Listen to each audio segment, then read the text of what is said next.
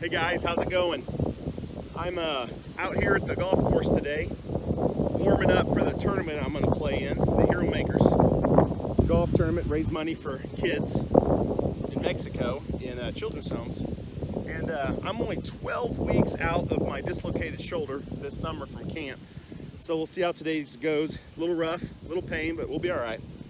Anyway, this is video number 7 in our Fishers of Men series. We've gone through the first 6 books of the Bible, and now we're to the 7th, and that's the book of Judges. And today I'm going to be out here kind of hitting the ball and talking at the same time, and then I can go back afterwards and check out my swing and what I need to work on. But anyway, so the book of Judges.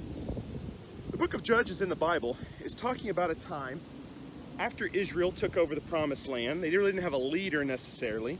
And so judges ruled during this time. And what happened was there would be good judges. There would be times where Israel followed God and things went great. Then there would be times where Israel didn't follow God and things fell apart pretty quickly. And here's what it says in Judges 21:25. In those days, Israel had no king. All the people did whatever seemed right in their own eyes.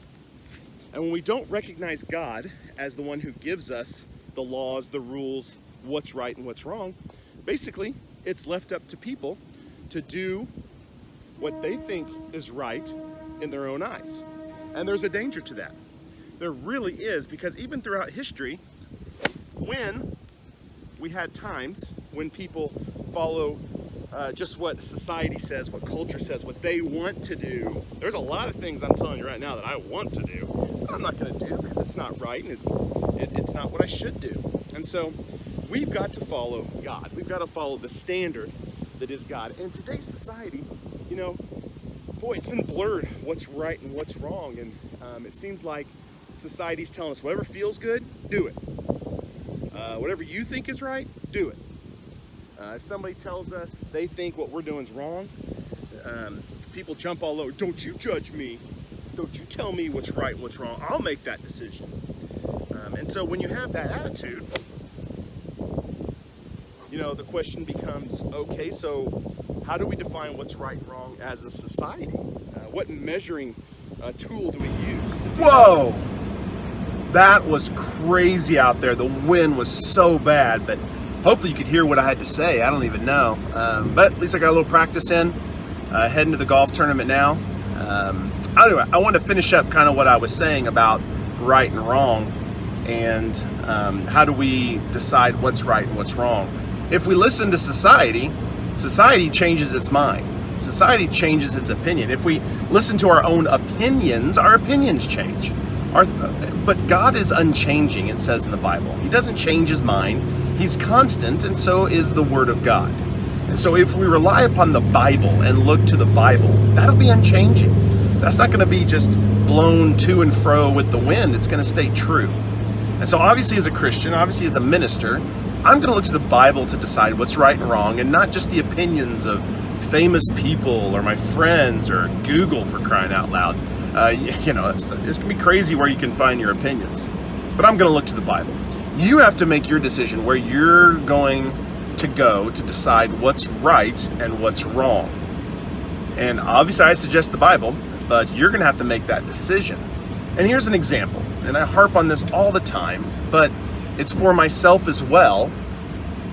And that is, what about the media we watch?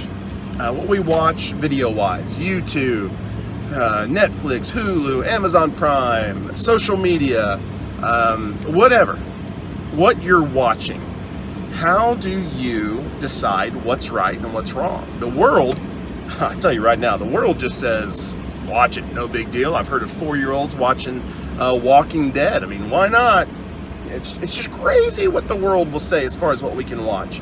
I've heard of Christian men watching pornography because it didn't hurt anybody. Why not? At least I'm not having sex with a bunch of women. No, it's wrong. According to the Bible, you might as well having sex with women if you're going to watch pornography and lust. But anyway, so there's this idea of right and wrong, and each person has to decide. So I ask you, what do you consider is right? I even heard the other day, first of all, I heard Twitter doesn't have a filter on it, which I had no clue about that. Reddit, I knew, was pretty open to pretty much anything. And then this other thing, Rule 23, supposedly freaky, nasty, anything goes stuff. I didn't even know that was out there either. So anyway, it's kind of sad what's out there. So you can't go by the definition of, well, if it's available, it's okay. You know, if it's legal, it's okay. I mean, if you're gonna go by that too, I mean, that's a dangerous road to take.